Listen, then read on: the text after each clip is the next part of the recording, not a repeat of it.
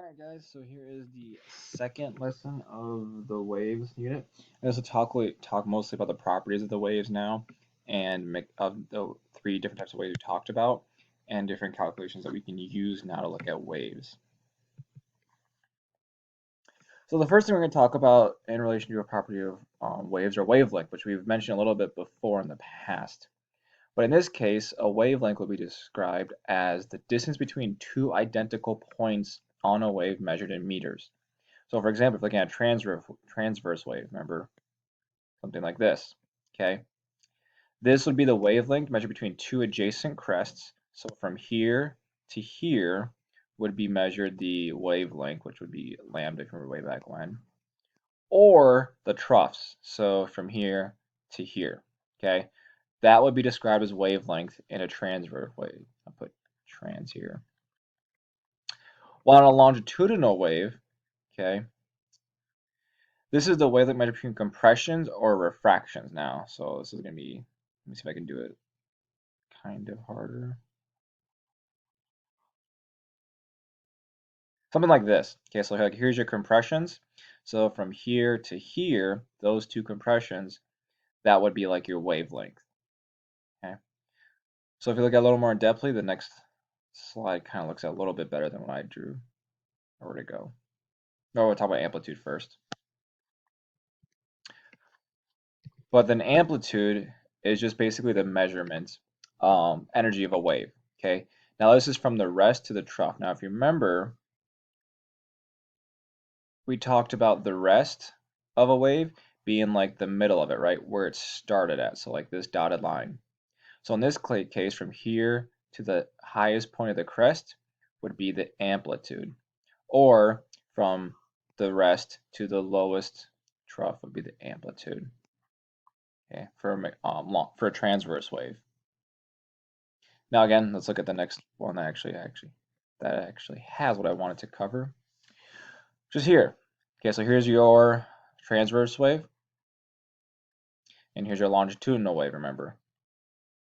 Okay, so here you can see the wavelength is from crest to crest. Okay, it doesn't show it here, but you can also measure, remember, the wavelength from trough to trough. So from here to here, you can also measure wavelength. Same with the amplitude. The dotted line is your, remember, your rest point. And from the rest point, from the top of the crest, that's your amplitude. And remember, the same can be said from the rest to the trough. So both of these can be your amplitude. And again, looking at now the longitudinal wave, like I said before, like here's a compression, right?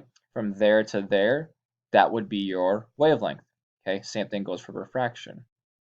If you notice longitudinal waves, they don't have amplitudes actually.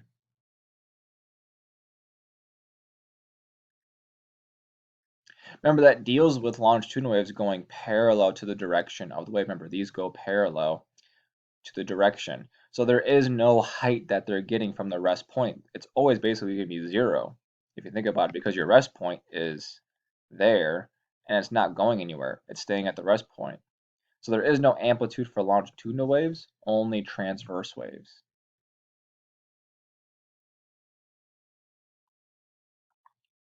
Now we can also measure the frequency of waves. What the frequency measures is the number of wavelengths that pass a point in a given time. And this is usually measured in cycles per second or hertz, like we've mentioned before, too, way back when electricity. And a wave's frequency always equals the frequency of vibrating source producing the wave. So if a source is producing a certain frequency, right, the wave's frequency will equal the same thing. It won't be anything different.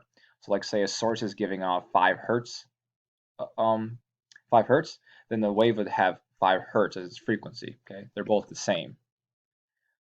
And we'll also measure a period when we talk about frequency, which is the time required for 1 second in a frequency, which is 1 cycle, I'm sorry, in a frequency, which is usually 1 second.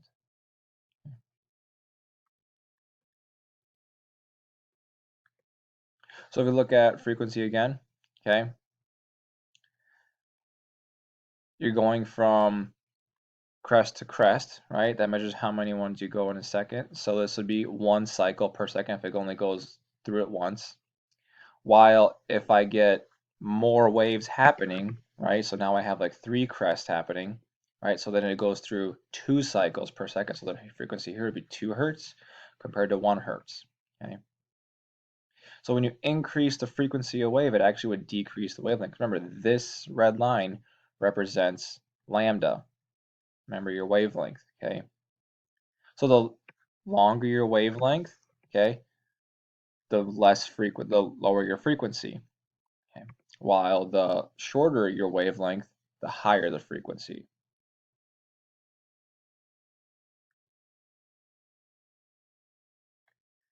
And how we can use that wavelength and frequency now, we can also use that to measure the speed, because if we have how many cycles it has per second and we know the wavelength, we can find the speed now. Okay? Because the speed will be measured in meters per second. Right? If you remember, frequency is hertz, or remember, that's also 1 over seconds like we used to talk about in electricity. And wavelength here would be meters. So really we'll have meters times 1 over seconds, which will give us our speed, meters per second. So the biggest thing here is your wavelength has to be in meters for this to happen. If it's not, your speed will not be correct. And also in relationship to this equation, okay, if you assume that all waves travel at a constant speed, so speed does not change, okay, that means the wavelength is inversely proportional to frequency. So if I say all these waves are traveling at a constant speed, okay, if you change the wavelength, the frequency will change then too. So if my wavelength goes up or down, I'm sorry, then your frequency has to go up. If your wavelength goes up, then your frequency has to go down. Remember, if they're inversely related, one goes up, one goes down.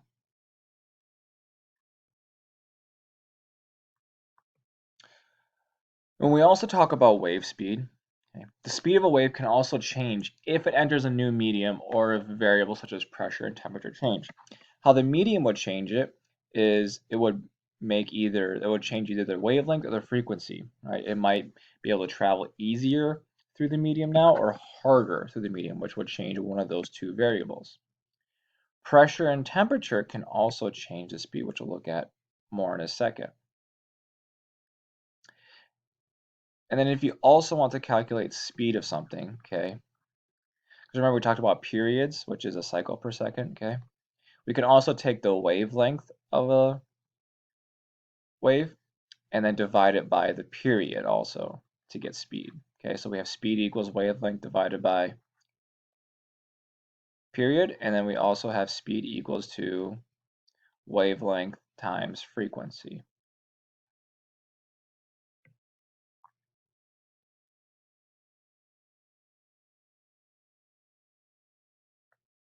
So when we look at actually how sound waves travel in relation to temperature and pressure, okay?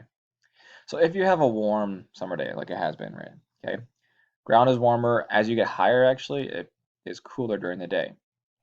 Your sound waves will actually rise higher, okay, throughout the temperature change, because when it's warmer, sound travels faster, and when it's cooler, sound travels slower. So it will go farther potentially. While at night, okay, since it inverts, because the higher you get, the warmer it is, while the closer you are to the ground, the colder it is. Okay?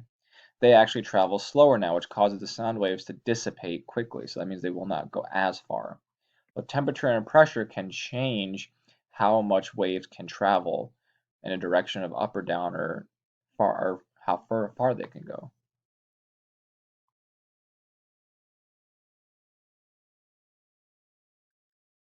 Let's talk about some problems now.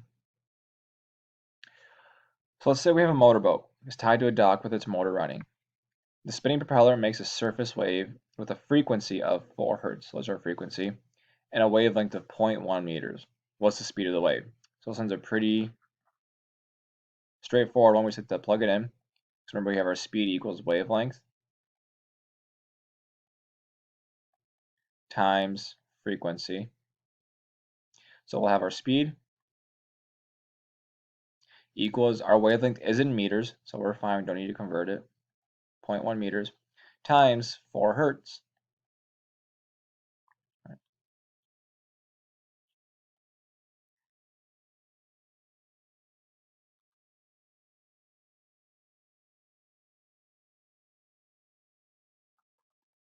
And then we'll get our our speed to be 0.4 meters per second. So pretty straightforward one there.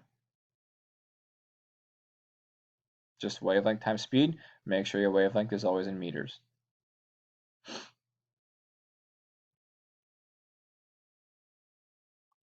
Next one. What is the speed of a wave if it has a wavelength of 10 centimeters in a period of 2 seconds? So remember, we also talked about how speed can be measured in wavelength divided by period. Because remember, periods are measured in seconds. Okay? And remember, we want our speed to be in meters per second. So that's why we'll divide it, right? We always know speed is meters per second. We talked about that, the velocity back a couple chapters ago. And if we know wavelength is always in meters, that means we have to divide our wavelength by our period if we want speed. But now the problem is we have centimeters instead of meters. So we first need to convert our centimeters to meters, which if you remember, there are 100 centimeters in 1 meter. So we'll just have 10 divided by 100, and then we'll get 0.1 as our meters. Now we can plug it in up here. So now we'll have the speed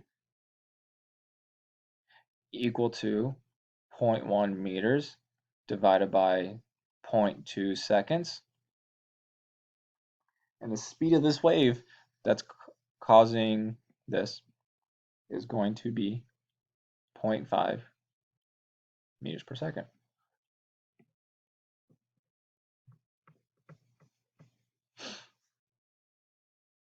Do one more real quick. Now let's say we want to find the wavelength, okay? If an earthquake wave has a speed of 5 kilometers per second and a frequency of 10 hertz, okay?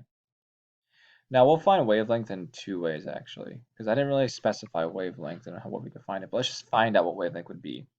Based on our equation, speed equals wavelength times frequency.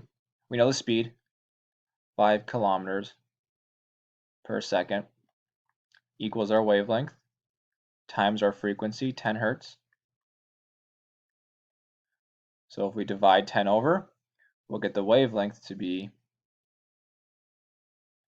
0.5. But the units in this case for the wavelength are going to be kilometers because our speed was in kilometers. Now that depends upon like what we're looking at, right? It's not always going to be meters per second, but it's going to be meters of some sort over seconds. But in this case, I didn't specify what your wavelength had to be in. So you could be fine here and leave it in kilometers. Or if you want to put it in meters, all you got to do is take it times 1,000 and it'd be 500 meters. In this case, either or is fine because I didn't specify. But if I specified, then you'd have to choose one of these.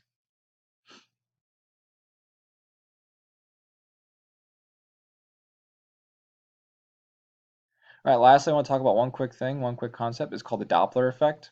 Okay. A lot of you have experienced this actually before.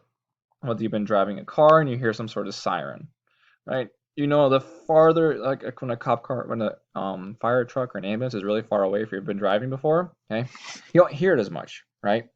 But the closer it gets, the more, and to you, loud it gets, right? That has to do with the Doppler effect, this thing going on, which is a change in the frequency or wavelength of a wave for an observer when the source of the wave is moving, okay? So let's say if an ambulance right here, right, it's going to the right, this direction. Okay. As it gets closer to the person on the right, it will have a higher frequency, which means it will be louder to them. They'll hear something louder.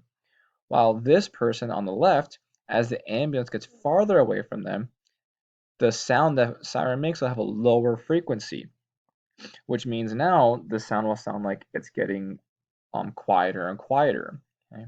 So frequency kind of relates to how you hear things, okay, and to your own in your own head. So as something gets closer, the wavelength and the frequency get higher, right? The higher the frequency, the lower the wavelength. And then the farther away it gets, the larger the wavelength gets, So the lower the frequency, and it seems like it's quieter. So that's what's called the Doppler effect. But that's pretty much it for this second section. Okay. Your worksheet will deal with just a lot of math, dealing with how to calculate with this two-speed equations we talked about. We got one more lesson to cover, and then we'll be done with this chapter.